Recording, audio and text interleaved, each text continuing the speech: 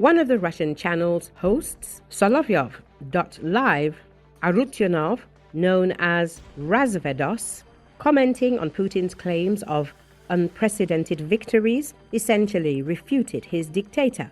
He acknowledged that there are no conditions on any sector of the front for the collapse of the Ukrainian defense, and that fighting continues in Russia itself in the Kursk region, creating serious problems for Russian troops. Here's the key part of his speech, broadcast live.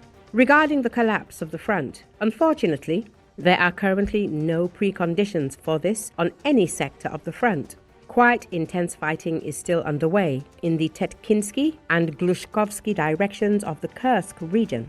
The enemy there still maintains combat capability, allowing it to create tension for our units. He further added, "We are putting pressure on Zaporizhzhia, Kharkiv, Donetsk, but the enemy in the Kursk direction still maintains combat capability, allowing it to create tension, and all of this is not very good." This public remark stands in stark contrast to Putin's rhetoric in recent weeks, which has been declaring a break, a collapse, and a strategic turning point. The fact that even Putin's tame media operators are resorting to such rhetoric demonstrates that Moscow's victory reports are increasingly out of sync with reality, even within the propaganda system itself. Spokesman for the Kursk group of Ukraine, Alexander Nevidomy, recently said that some Ukrainian units still continue to carry out combat missions and hold positions on the territory of the Russian Federation. According to him, the situation there is stable and controlled by the armed forces of Ukraine. However, despite the decrease in the number of assault operations, the Kursk direction remains active, although the enemy does not refuse to create the buffer zone they have declared. For our part, we are thwarting these intentions, Nevidomy emphasized. As he noted, the Russians are actively using drones in the group's area of responsibility. In addition, the enemy is carrying out airstrikes, dropping an average of 15 guided bombs per day. One strike is about 30 cabs.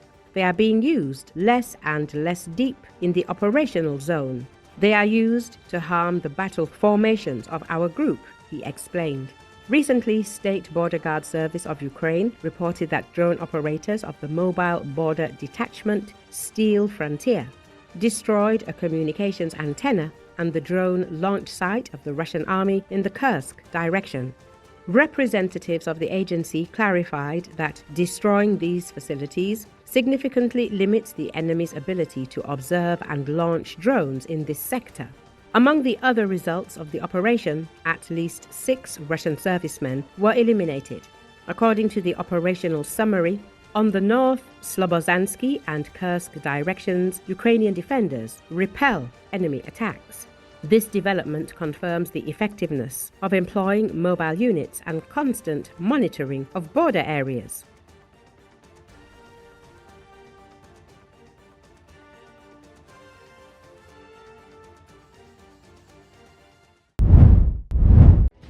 Units of Ukraine's Special Operations Forces carried out a successful strike on a storage and launch site for Shahid attack drones near Cape Chauda in temporarily occupied Crimea, according to the Special Operations Forces. According to the command, the site had been repeatedly used by Russian forces in southern Crimea to launch drones targeting Ukraine's critical infrastructure. The operation marks yet another example of Ukraine's asymmetric approach to undermining Russia's offensive capabilities across occupied territory.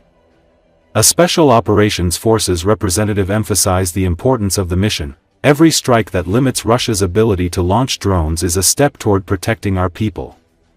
We will continue working methodically and precisely, wherever the enemy thinks they are safe.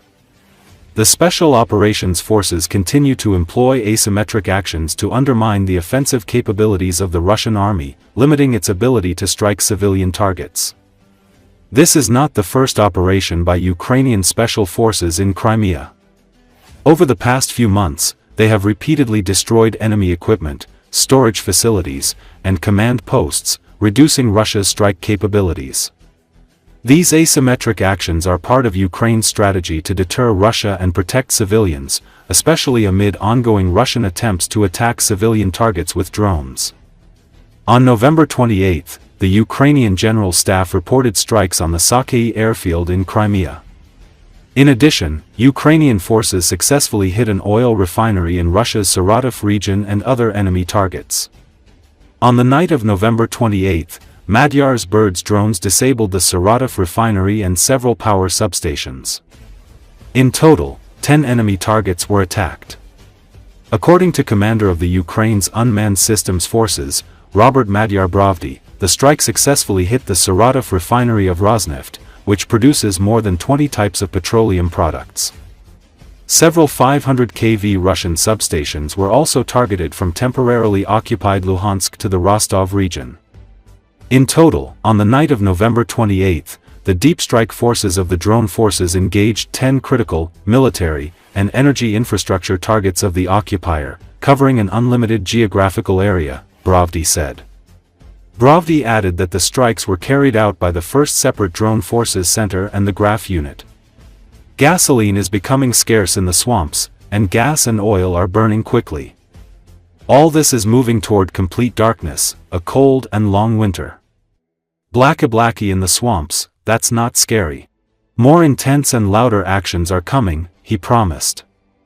Over 3 days, Ukraine's drone forces destroyed 3 Russian air defense systems, Buk M1, Buk M2, and Tor M2. The total cost of these systems is estimated at approximately $60 million.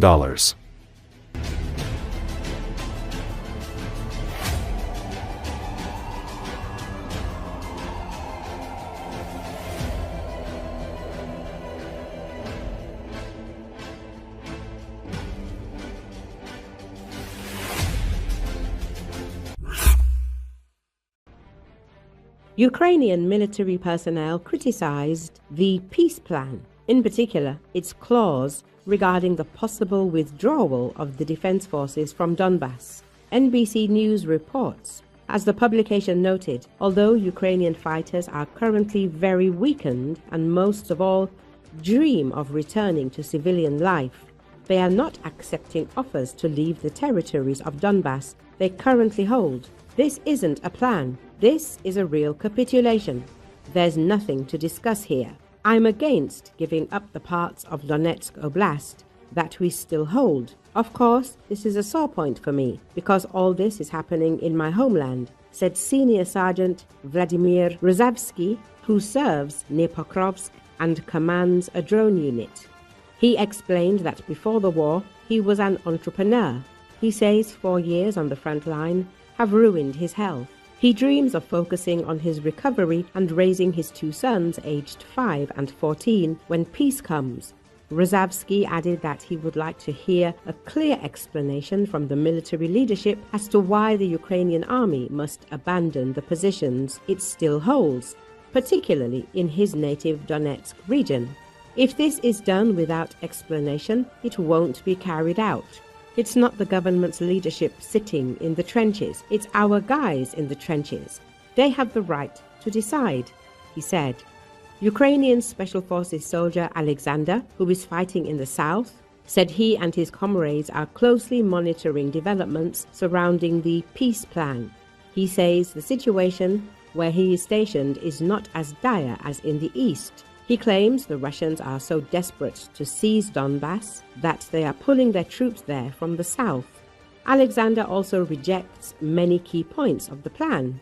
No one will make concessions on the number of troops because this is our security guarantee, he said of the proposed limitation of the Ukrainian army to 600,000.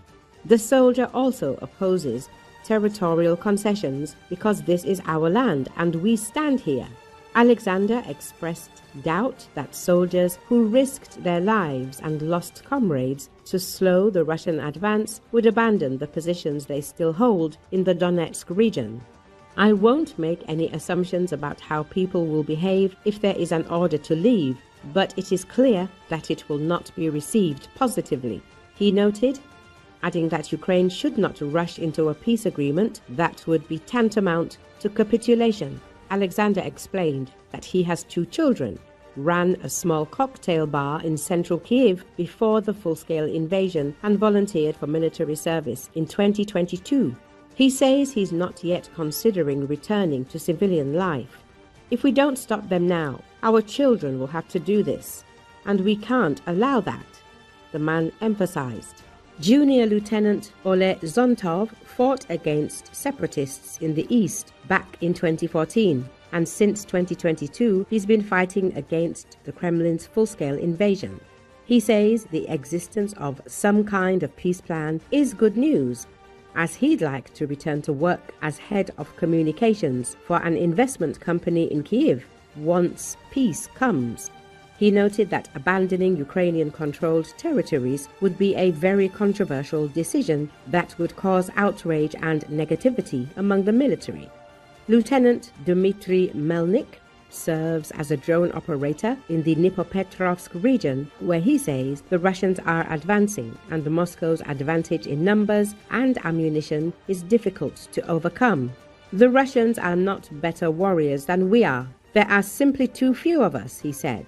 In civilian life, Melnik was a professional Paralympic athlete competing in the Paris Paralympic Games. Deep down, he says, he cherishes hope for peace and longs to return to his wife, Tatiana, and their 2 daughters in Dnipro, where he could once again become a coach or a schoolteacher.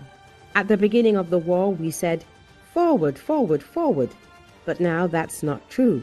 Of course, I won't stop until the war is over, but my soul is breaking, Melnik said. He does not hide the fact that there is a constant fear of death, but at the same time he considers the peace plan an unacceptable demand for the capitulation of his country.